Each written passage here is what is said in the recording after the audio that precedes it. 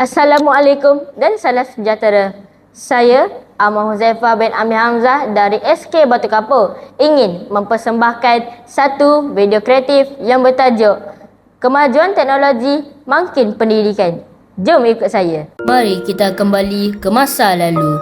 Dahulu, setiap baris pengetahuan bermula di sini.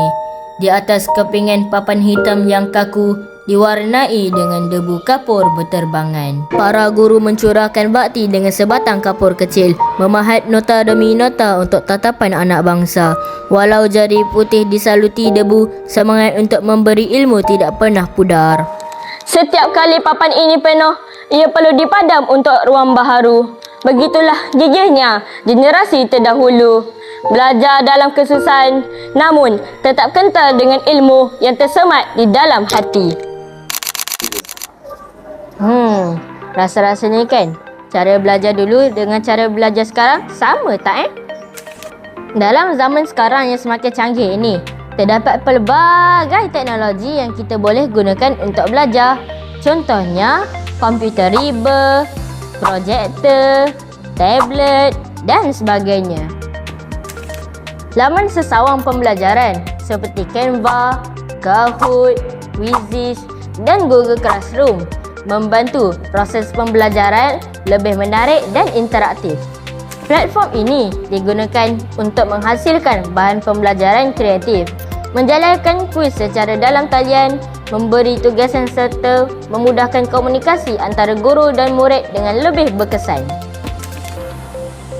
Jadi, masih malas lagi ke nak belajar? Tapi, macam mana pula dengan beg sekolah ni?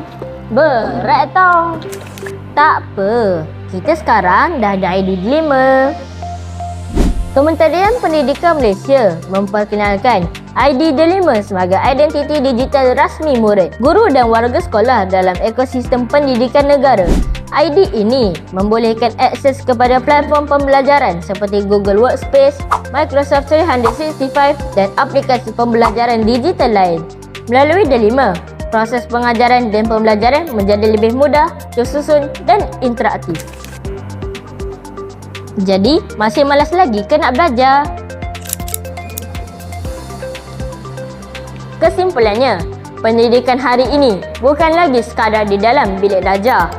Dengan integrasi teknologi yang bijak, kita sedang membina jambatan ilmu yang luas, interaktif dan tanpa sempadan.